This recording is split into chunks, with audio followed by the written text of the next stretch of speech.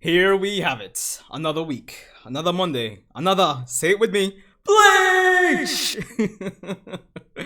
Welcome everyone, Zangetsu here, and we are here fresh into the 8th episode of Bleach the Thousand Year Blood War. As a manga reader, I must say we're heading into very interesting territory. Well, I mean, not that the first 7 episodes weren't super interesting, but I'm just really looking forward to seeing what Kubo, who's working with the studio, is, what are they going to concoct in terms of adding for like fresh new scenes that weren't in the manga that are, doing an awesome job of making the story for this arc feel whole. I mean, it's not a perfect arc. Despite the hype, it's not a perfect arc. But honestly, the additions that they've been doing have been, I think they've been doing wonders. So yeah. But anyway, be sure to leave a like. Let me know your thoughts. Of course, subscribe for more Bleach the Thousand Year Blood War reactions and reviews. Naturally. So let's get into it.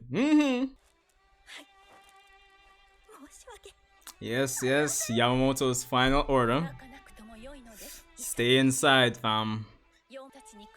Like, Unohana's someone that was there from like the first Gote 13. This must have hit her like really hard, honestly.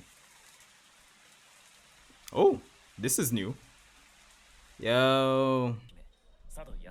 Ooh, they're all safe thanks to who? I'm really loving the lighting, honestly. Like, like after like a hurricane, they get that whole vibe. Kind of really sells that like that disaster really struck Soul Society type of mood, I mean, yeah, I have to do this like every season, protect Soul Society naturally. Drove the enemy boss away is very cool in quotes, right? Is this the same voice actor for Shinji? I don't know, it sounds a bit different to me.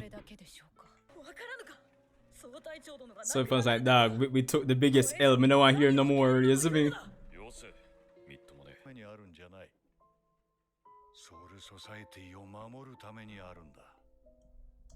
You know what just occurred to me? Like, you can imagine being in the Soul Society, right? And you're like in like Rukongai, because to me the impression I get is that the Quincy's only attack the Serite. You can imagine being like somebody in Rukongai looking onto the Serite and like you're just seeing everything get destroyed. It's like, yo, you might be like, for once in our lives, it might be a good thing we're poor in the Rukongai district. Yo, it just occurred to me.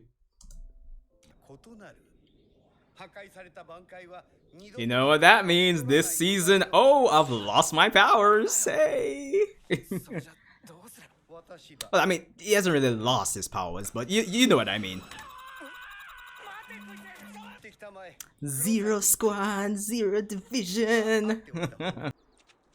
Alright. Time for some fresh new characters. Here we go. The thing I'm liking with this section so far, with how, I guess, eccentric the Squad Zero is, it's kind of tied in with the lighting just getting much more brighter and not as depressing, Woo!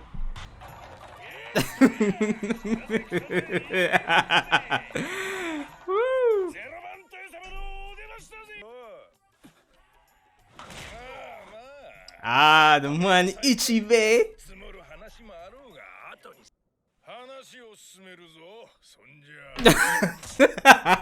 What?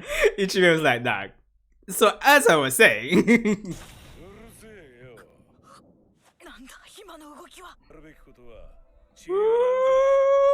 it's almost time. No spoilers, no spoilers. But manga readers know what that means.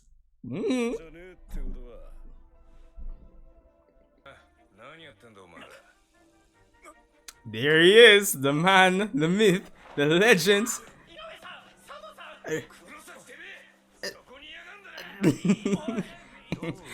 We're sorry, Grimjo fans, but you'll have to wait a bit longer to truly see this man.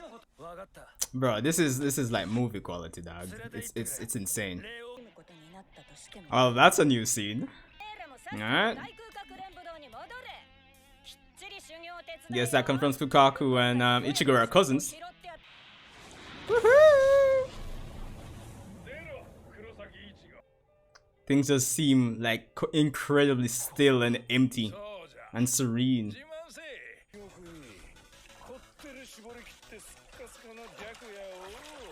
And just fling him over that song.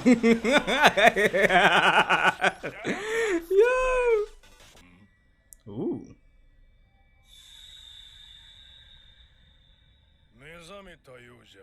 Yeah.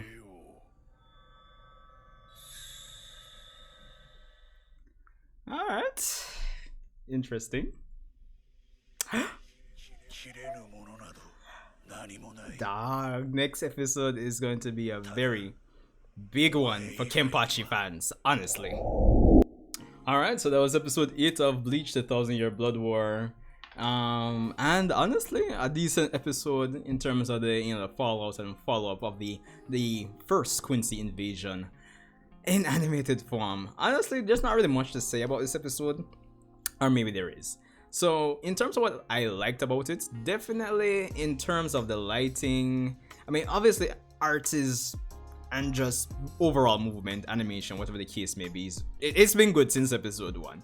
But to be honest, in terms of just having that whole mood that's set by the lighting and just the rain and how it was kind of dark, like after a hurricane, that kind of vibe and mood you get like after a natural disaster. That's the whole vibe I get for that first half of this episode, which I think was like really suited to, based on the events that happened in the series over the last few episodes. It's perfect. It really falls in line with the chaos that actually happened within the last few episodes. And in contrast to that, with the Zero Division coming down, and how, as I was saying during the reaction, how eccentric or how should I put it?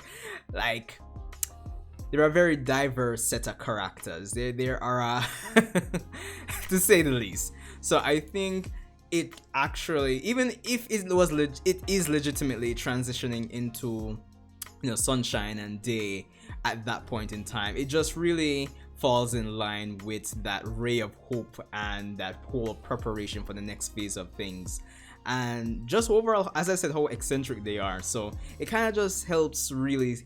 It's kind of like the mood and tone and lighting kind of falls in line with what the characters are going through at that point in time, whether it's be through the first half of this episode where they're kind of licking their wounds, or the second half of this episode where these eccentric characters are giving our heroes a ray of hope, a way to actually prepare in a positive way for the future battles. So that was nice to actually see, even if it was quote unquote unintentional, which it probably wasn't, honestly.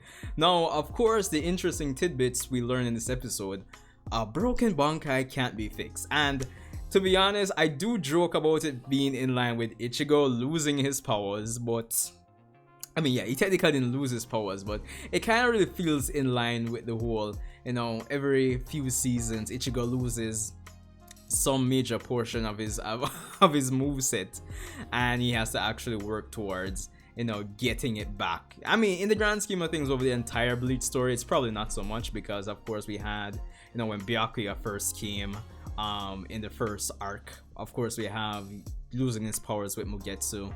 Of course we technically kind of lost his Fullbring powers, and then get those back. So I know we have his broken Bankai, but it only takes so much time for the fandom to kind of start memeing and joking about certain events happening 1,000 times, when really and truly they may have only happened 3 or 4 times. So, but it is what it is. Of course, one of the big things I know a lot of persons are really blue balled on when it comes out to coming out of this episode is Grimmjow with Jaga. Yo, the man, listen. It's going to be a while before we see Grimmjow again, honestly. So unless Kuwa really adds some scenes with him, some new fresh scenes to flesh out the arc, it's going to be a while before we see him again. But just hearing his voice, and even if you can tell that it's him, So that was good. I think that was a real treat for the fans, honestly. So there's that. And of course, we have Squad Zero themselves. Yo, very interesting characters. Of course, in terms of the lore behind them, they're apparently stronger than the entire 13 Court Guard squad, so they must be something. Of course, we so fun getting shown up by them. I think that's a perfect example of, you know, at least giving you a hint of how strong these characters are. Even though I will say, my personal experience from reading the manga, I'm hoping Kubo does something to really push the Zero Squad, because I don't know, they were kind of a bit of a disappointment to be to say the least. But I'll leave you guys to be the judge of that when we get to their battles that will be coming in the future. So there's that. But all in all, I thought it was a decent episode. We got to see the Soul King as well. So, you know, this whole area that Aizen will spend so many arcs, you know, working towards getting into, and we have Ichigo just easily getting in. It's interesting to kind of just look back and reflect on all the things the previous villain was trying to do to get to this area. And now here we are exploring it for ourselves. We get the perfect taste of show don't tell, if you ask me. So we get to experience this. But all in all, I thought it was a decent episode. I can't really complain. We've got so much action over the last few episodes, so it is what it is with this one.